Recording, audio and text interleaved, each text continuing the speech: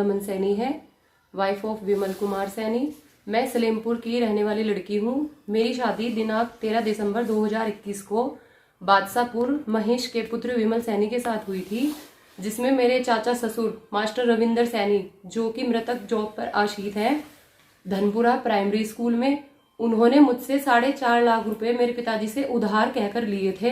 अब अगर मैं उनसे अपने पैसे के लिए मांगने के लिए जाती हूँ या मेरे हस्बैंड बोलते हैं तो आए दिन लड़ाई झगड़ा करते हैं और हमें परेशान करते हैं और अपनी वाइफ से झूठे केस करवाते हैं, मेरे पति पर झूठे आरोप लगवाते हैं। उसकी मैं इस बात से बहुत परेशान हो गई हूँ, उसने हमें बहुत परेशान कर रखा है और मैं सिर्फ यही चाहती हूँ कि किसी तरह से मुझे मेरे पैसे मिल जाए, बस मेरा और कोई मकसद नहीं है उसके खिलाफ।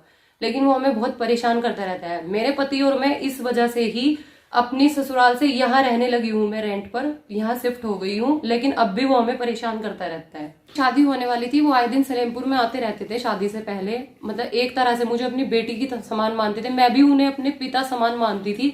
लेकिन अब वो मेरे साथ बदतमीजी वाला बर्ताव करते हैं। अगर मैं पैसे मांगने जाती हूँ उल्टा सीधा बोलते हैं, यहाँ तक कि मेरे अकेलेपन को देखते हुए भी घर में आए गए, कई बार बदतमीजी भी की, बातचीत भी हुई, लड़ाई झगड़ा भी हुआ, लेकिन कोई फायदा नहीं हुआ। ना उसने मेरे पैसे दिए अभी तक, ना कुछ वो किया। समस्या का कहाँ है वो अभी फिलहाल वो बादशाहपुर में रह रहे हैं। मेरे ससुराल वालों के साथ मारपीट की अब उन्होंने 16 दिसंबर में, हाल ही में। मैं वहां पर नहीं थी मौजूद। इस बात का मुझे पता चला अभी, जबकि मैं रेंट पे रहती हूँ यहाँ पर। तब मैंने अपने पूरे परिवार को 3-4 दिन तक यहाँ रखा, ससुराल वालों को रुड़की में अपने पास, और फिर वो वापस चले गए अभी तक। लेकिन इस समस्या का कोई समाधान नहीं हुआ है। मेरी दादी सास सारी संपत्ति कब्जा के अपने छोटे पुत्र मास्टर रविंदर सैनी को ही देना चाहती है। मेरी गैर मौजूदगी में वहां गए थे, यहाँ नहीं आए। ठीक है, वहां पर बादशाहपुर मेरी गैर मौजूदगी में गए वहां। ठीक ठीक।